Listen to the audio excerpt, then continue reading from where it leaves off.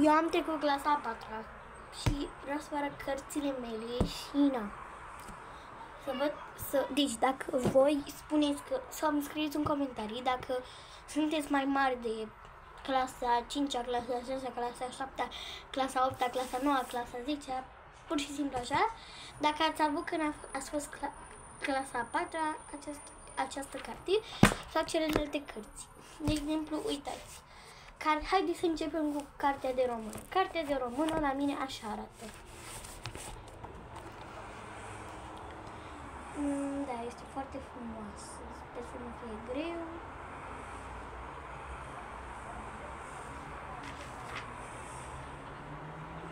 Da.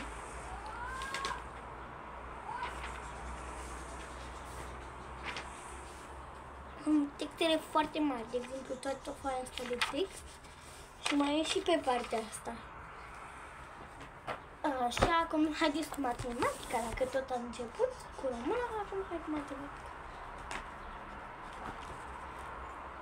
Deci este foarte ruptă, este foarte urâtă, îmi lipsesc paginile. Nu știu ce să zic.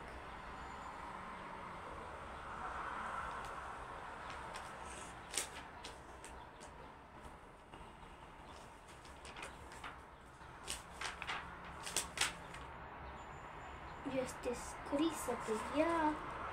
Nu.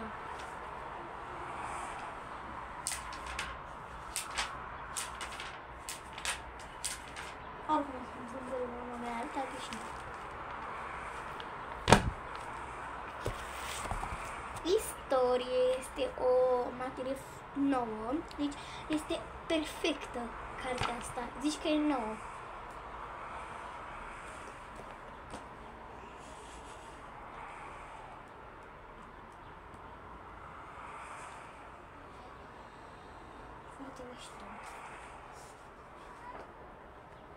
De-abia aștept să începem școala. Așa.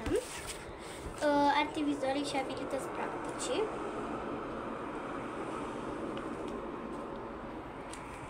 Scuzați părul din cantare. Geografie este tot nou și e foarte frumoasă.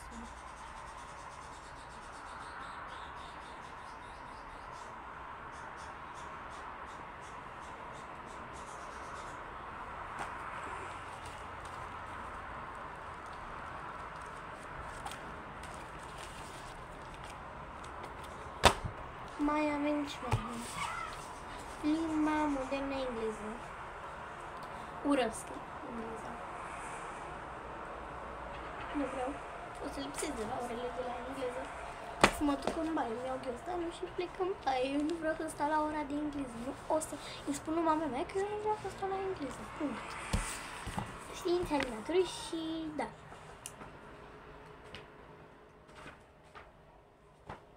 Cu ocazia asta mai mă uit și eu prin ele. Uitați, vedeți, trebuia să înceapă de la 3 toate. Hai să vedem dacă de la și engleză trebuia să înceapă de la 3. Și de la engleză începe de la 3 pagini. La geografie de la 3. La arte și abilități practice de la 3. Istorie de la 3. Matematica începe de la 11 și româna de la 3. Chestia asta chiar mă enervează, numai că nu înțeleg de ce. O să-mi pun vreo mama mea altă, gata, stop. Religie. Sper să nu avem aceeași doamnă de religie cum am avut-o între a 3-a când mor. Deci este foarte rea. Am un coleg Tudor care se dă atât de mare, e sfântul clasei, decât că pe bunicăsu e preot.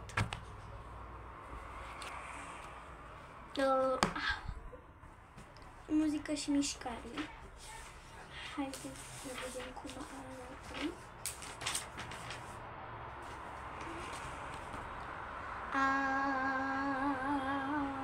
Poziția emisă, naturală, respirația,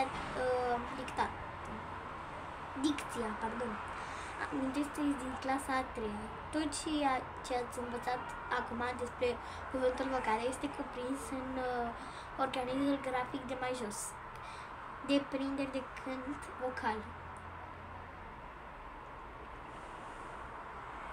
Intonație, direcție, emisie, respirare. Inspirare profundă, expirare lentă, gura deschisă, buzele rotujite.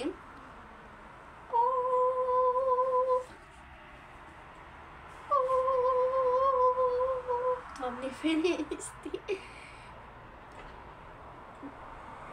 Pronunții apăsată a consoanelor, exactă, curată. Toamnă, toamnă, ai trecut, în toamnă știi, ai picat. Pădurii cu adișiaramă și livadă proaspete, ne-a dus brune. Doamne ferește!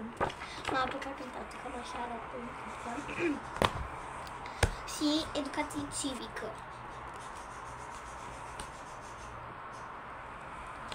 Da, știu că a fost cam scurt videoclipul, dar n-am ce să fac decât 1, 2, 3, 4, 5, 6, 7, 8, 9, 10 cărți. Da, nu știu ce să zic.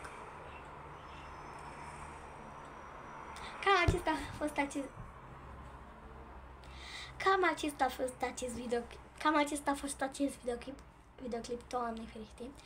Și cam acesta a fost videoclipul de astăzi. Nu uitați să dați like și subscribe și ne revedem data viitoare.